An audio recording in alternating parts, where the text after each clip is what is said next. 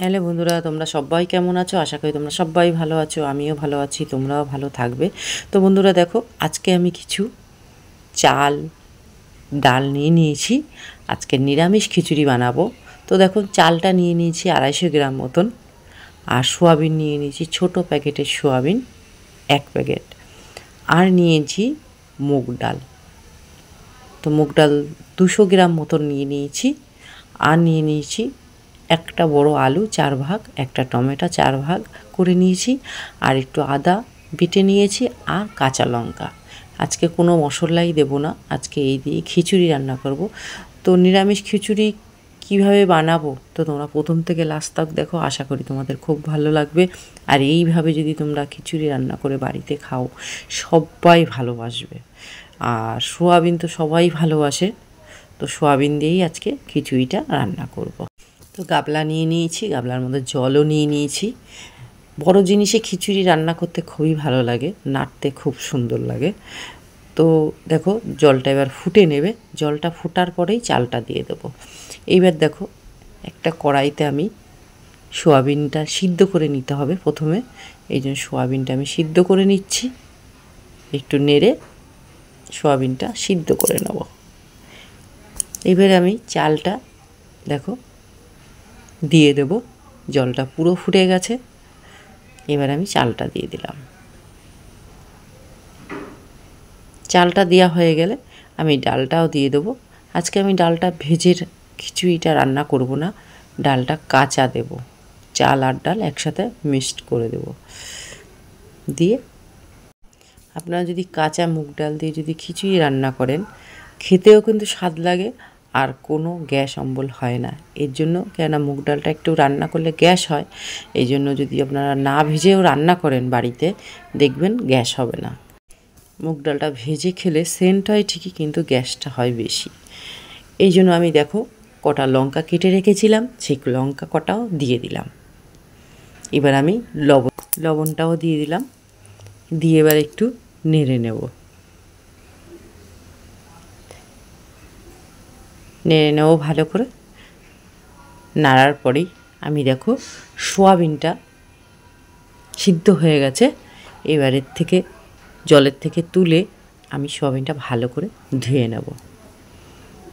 চালটাও দেখো, ডালটাও ফুটে গেছে। একটু ভালো করে নেড়ে দেব, ততক্ষণ হতে থাকুক বন্ধুরা। এবার দেখো, কড়াই বসিয়ে দিয়েছি। কড়াইটা গরম হয়ে গেলেই তেলটা দিয়ে দিচ্ছি। তেলটা দিয়েই আলু কটাকে ভেজে নেব। একটু আলুটা ভেজে নিলে ভালো হবে, যেহেতু বড় বড় করে আলুটা কেটেছি, একটু তেলের পরে ভেজে নিতে হবে, একটু লাল লাল করে। তেলটা গরম হয়ে গেছে, এবার আমি আলুটা দিয়ে দেব। তো আলুটা আমি দিয়ে দিচ্ছি, দিয়ে আলুটা ভেজে নেব। যেহেতু খিচুড়িতে বেশি আলু ভালো লাগে না, এর জন্য অল্প করে 4 পিছি দিয়েছি, একটা আলু 4 ভাগ করে নিয়ে নিয়েছি। এবার আলুটা ভেজে দেব। এবার একটু সামান্য লবণ দিয়ে দিলাম, সামান্য পরিমাণ একটু হলুদ দিয়ে দেব, দিয়ে আলুগুলো একটু লাল লাল করে ভেজে নেব। আলুটা একটু নেড়ে দিচ্ছি। আলুটা যদি একটু লাল লাল করে ভেজে নিই, খাওয়ার সময় খুবই ভালো লাগবে। তো দেখো, লাল লাল করে ভেজে নিয়েছি। এবার আলুটা আমি নামিয়ে নেব তেলের থেকে নামিয়ে নিচ্ছি। এবার দেখো, যে কড়াইতে তেলটা আছে এর মধ্যেই আদা কুচি দিয়ে দিলাম। আদাটা একটু ভালো করে ভেজে নিতে হবে। এইবার আমি দেখো 5 ফোড়ন, শুকনো লঙ্কা, 2টো তেজপাতা ভেজে নেব এই তেলের মধ্যে। ভালো করে একটু লাল লাল করে ভেজে নেবে। আর সোমবারটা যদি একটু ভেজে নেওয়া যায় তো খুবই সেন্ট হয়। এবার দেখো, আমি লাল লাল করে একটু ভেজে নিলাম, আর একটু নেড়ে নিতে হবে বারে বারে, মশলাটা যেন পুড়ে না যায়। সোয়াবিনটা সিদ্ধ করেছি, সেই সোয়াবিনটাকে আমি জলটা ভালো করে ঝরিয়ে সোয়াবিনটা রেখেছি, সেই সোয়াবিনটাই তেলের মধ্যে দিয়ে দেবো। তেলের মধ্যে দিয়ে সোয়াবিনটা একটু ভালো করে নেড়ে চেড়ে ভেজে নেব তেলের মধ্যে। ভালো করে একটু বারে বারে নেড়ে দিতে হবে, একটু লাল লাল করে ভেজে নিতে হবে সোয়াবিনগুলো। এবার আমি একটু লবণ দিয়ে দিলাম মাপ মতন। এইবার একটু অল্প করে হলুদ দিয়ে দেবো, হলুদ দিয়ে সোয়াবিনটাকে ভেজে নেব। নেড়ে বারে বারে একটু ভেজে নিতে হবে, বারে বারে একটু নেড়ে দিতে হবে।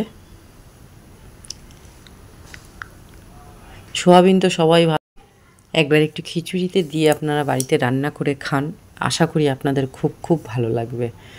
এবার দেখো লবণ দিয়ে দিচ্ছি, ডালটা সিদ্ধ হয়ে গেছে যেহেতু মাপ মতন লবণ দিয়ে দিচ্ছি। এবার আমি হলুদটা দিয়ে দিচ্ছি জলে গুলে, যেন দানা দানা না হয়ে যায়, কেন হলুদ জিনিসটা দেওয়ার সাথে সাথে দানা হয়ে যায়, এই জন্য আমি হলুদটা জলে গুলে নিয়েছি।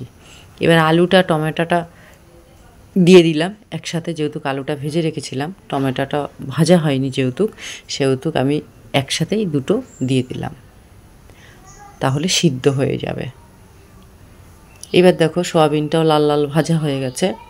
এবার আমি সোয়াবিনটাও নামিয়ে নেব। এবার সোয়াবিনটা দেখো লাল লাল হয়ে গেছে ভাজা। এবার আমি দিয়ে দিলাম সোয়াবিনটাও দিয়ে দিলাম, দিয়ে একটু নেড়ে নিলাম। তো বন্ধুরা, এইভাবে যদি বাড়িতে তোমরা খিচুড়ি রান্না করে খাও, আশা করি নিরামিষ খিচুড়ি খুবই সুন্দর লাগবে। আর যেহেতু এখন তো খুবই বর্ষা, শ্রাবণ মাস, তো সবার ঘরেই মাঝে মধ্যে তো খিচুড়ি রান্না হয়। তো বন্ধুরা, তোমরা একবার এইভাবে বানিয়ে খাও, একবার খেলে তোমাদের বারে বারেই খেতে ইচ্ছা করবে। তো দেখুন ফুটে গেছে খিচুড়িটা, আর বেশিক্ষণ রাখা যাবে না, জলটা আর একটু সামান্য টানিয়ে নামিয়ে দিতে হবে। ততক্ষণ একটু নেড়ে দিতে হবে বারে বারে, যেন না লাগে নিচে, এর জন্য বারে বারে একটু নেড়ে দিতে হবে। এবার দেখো সামান্য একটু গরম মশলা দিয়ে দেবো, নেড়ে নেব ভালো করে। নেড়ে নিলাম বন্ধুরা। এইবার দেখো খিচুড়ি তো বর্ষাতে অনেকের ঘরেই খাওয়া হয় মাঝে মধ্যেই। তো সোয়াবিন দিয়ে যদি তোমরা এইভাবে খিচুড়ি রান্না করে খাও, আশা করি তোমাদের একবার খেলে তোমরা বারে বারে খাবে। তো বন্ধুরা দেখো সামান্য পরিমাণ একটু চিনি দিয়ে দিলাম, চিনিটা দিলে একটু স্বাদটা বেশি হয় আর খেতেও খুব সুন্দর লাগে, এই জন্য চিনিটা দিয়ে ভালো করে একটু নেড়ে নিলাম। আর বেশিক্ষণ রাখবো না, দেখো জলটাও অনেকটা টেনে গেছে খিচুড়ি। এরপরে যদি জলটা টানাই তাহলে পুরো শুকনো শুকনো হয়ে যাবে খিচুড়ি, এই জন্য আর বেশিক্ষণ রাখবো না, নামিয়ে নেব। দেখো বন্ধুরা নামিয়ে নিয়েছি। তো বন্ধুরা খিচুড়ি সোয়াবিন দিয়ে কেমন লাগলো কমেন্ট করে জানাবেন। আর সবাই ভালো থাকবে, সুস্থ থাকবে, রাখছি।